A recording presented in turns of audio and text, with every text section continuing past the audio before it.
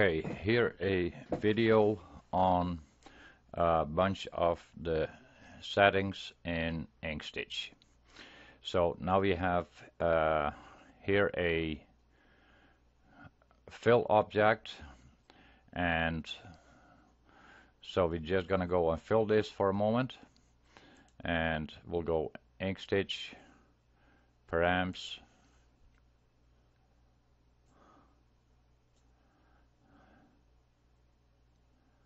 and it takes a few moments for it to load. And as you can see, there we have a fill object. So that is as simple as that. But now we want to go and say, instead of a fill, we want to have a contour. And this object that has, as you can see here in the left bottom, has got only a fill. But now we want to go and have it as a contour. So then what we want to do is we want to make a duplicate, and as you can see, the duplicate is right on top. And what we will go and do is then set the fill to none, and we go and set the stroke.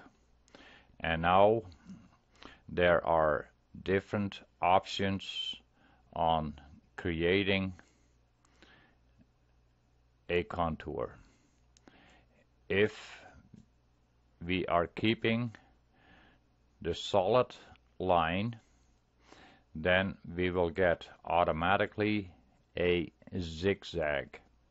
So if we go and then we can, and the zigzag, that will be according to the width of the stroke. So the wider we setting the stroke, the wider the zigzag will be. And you don't really want to go any less, you don't want to go less than 1 millimeter.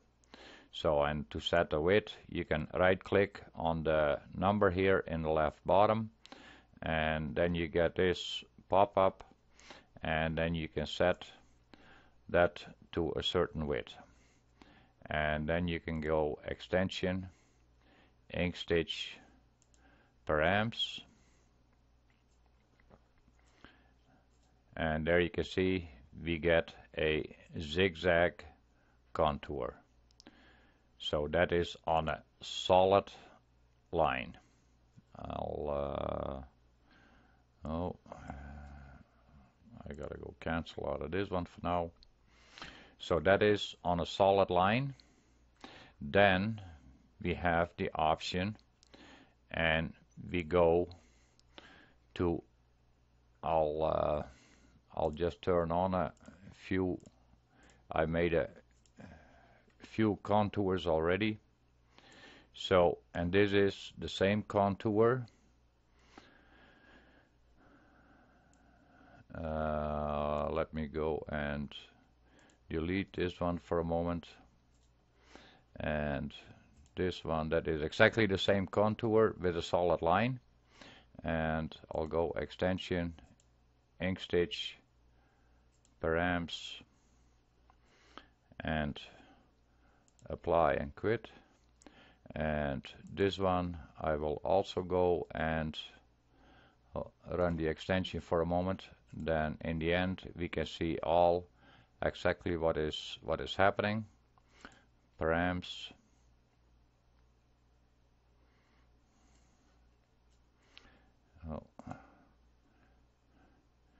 and there is the fill, apply and quit.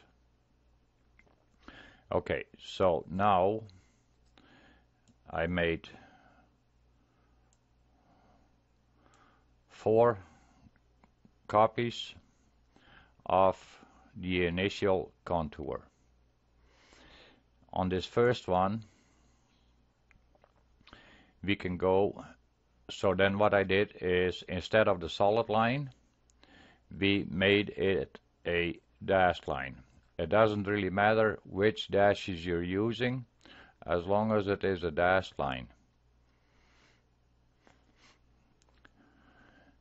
and edit. I'll go back to the same style I had. So as long as it is a dashed line, then it becomes automatically a running stitch. So then we go to ink stitch and params, and as you can see, there is a, I want to have it slipped over but not over top of the other one. Then we have here, we have 600 stitches, and now we have the option of we can go and add repeats, but I will leave this one on one single, and I'll restart it for a moment. As you can see, it is just doing one time all the way around the object, and then we go apply and quit. Now on the second one, it is exactly the same contour, extension, params,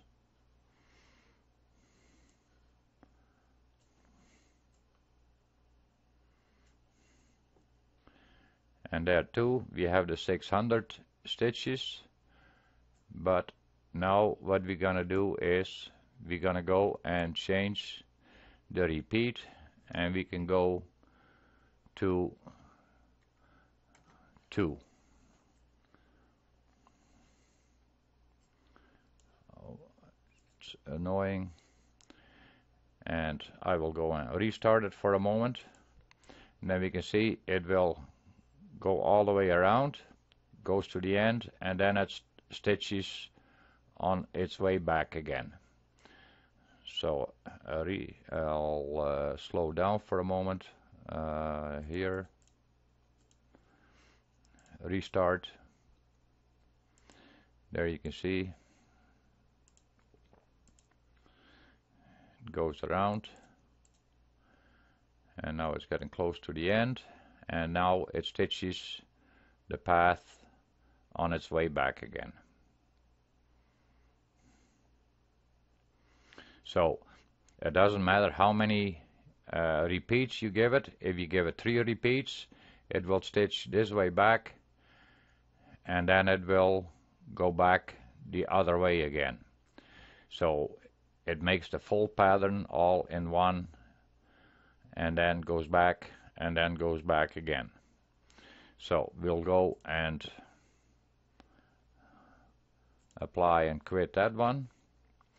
Now on this one, I will go and go extensions, ink stitch, params. Now what we will do is, because we're going to the triple, because we did one pass, we did on the second one we did 2 pass. Now I want to go to a 3 pass. Now what I will do is I will go and apply the bean stitch, and we will go there on 1 and enter, and now we'll go and have a look at it. Now we can see there is 1800 stitches roughly, and on the one single pass we had about 600, so that makes sense. We should end up with about 1800 here. So I'll go and slow it down here for a moment, and now keep an eye on the cursor here, on the crosshair, on the movement it makes. So I'll do a restart, and as you can see, it really shakes back and forth, and that is because it does right away all 3 stitches behind each other. So it goes back and forth and back on the same stitch, and then it moves to the next stitch. So it does right away 3 stitches on top of each other.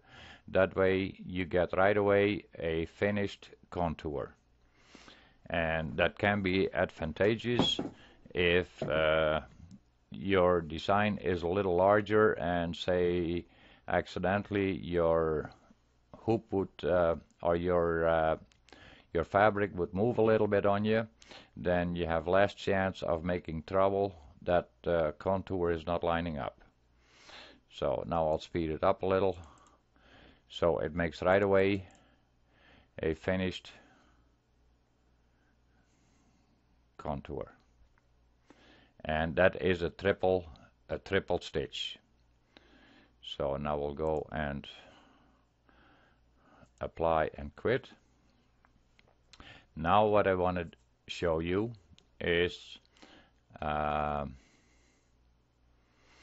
go to the node select, and I should go first to this one for a moment yet and show you the node select, and I'll zoom in, and here on the leg there between the nodes there is a fair bit of space, and here on the belly there is a lot of room between the nodes. Yes, make note of that. Now I'm going to this one and I'm clicking on this one.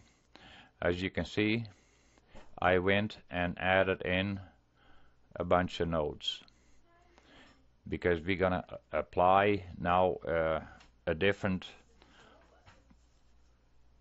parameters, and that will take in account the nodes where they are positioned. So if there is a spot where there are hardly any nodes in between, we can add nodes. I'll show that in a separate one for a moment.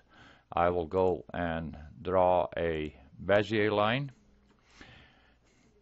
and I'll make it a touch wider so it becomes maybe a little better visible. Give it a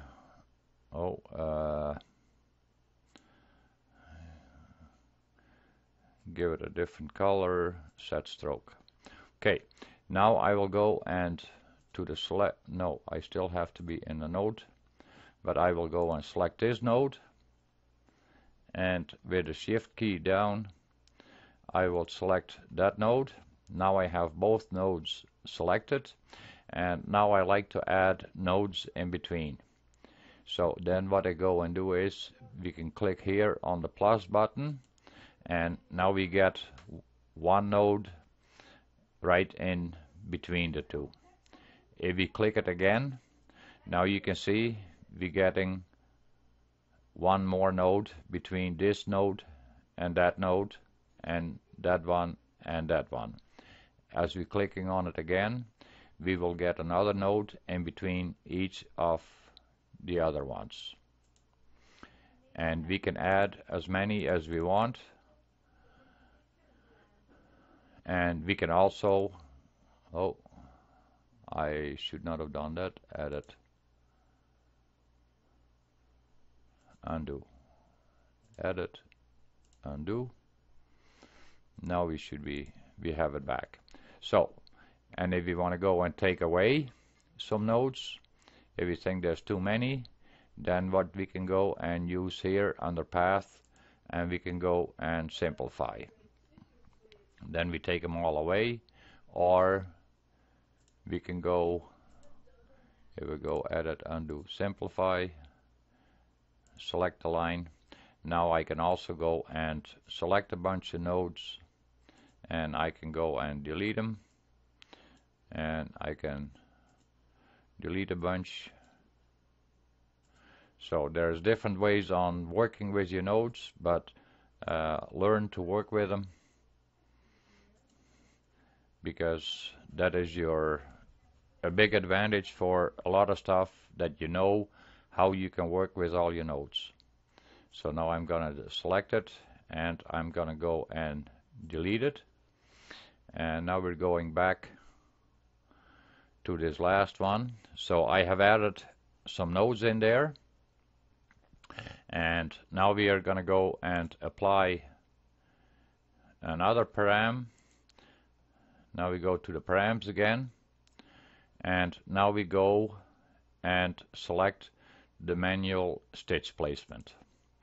And the manual stitch placement, that is it will make a stitch. Each node becomes a stitch point. As you can see here and there, some of the contours, they may not be as good anymore, because you can end up that you get straighter lines in there if you don't have enough nodes in there. So then you're losing a little bit of the contour. So that is why some of the lines, they may be a little straight, and that is only because there may not be a node. And I tried to add repeats, but it appears to me that with the manual stitch you cannot get a repeat. So if you wanted a repeat, you would have to make another copy, another duplicate, and have it right on top and have them right in the same order. So and then it would do a second repeat on that. So we'll go and apply this one, and now we'll go and select everything for a moment, and then we'll go and run them all in the simulator for a moment. Extension, ink stitch, visualize simulator. This probably takes a few seconds for it to load. And there we go.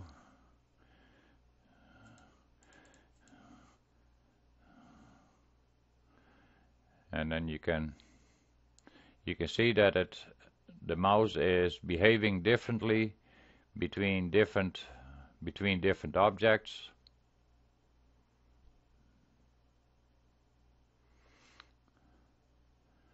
And there you can see you have all the different contours, different options.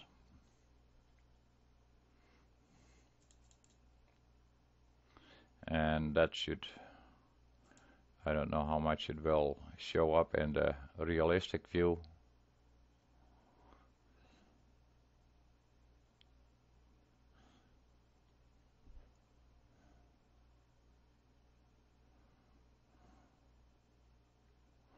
But yeah, go and play with these settings and do a few tryouts on a piece of scrap, and don't be too scared, and play a little bit and make some scraps and make note of what is what, and that way you can always find it back and come back to it and say, okay, that is a single stitch, that's a double stitch, and that's a triple.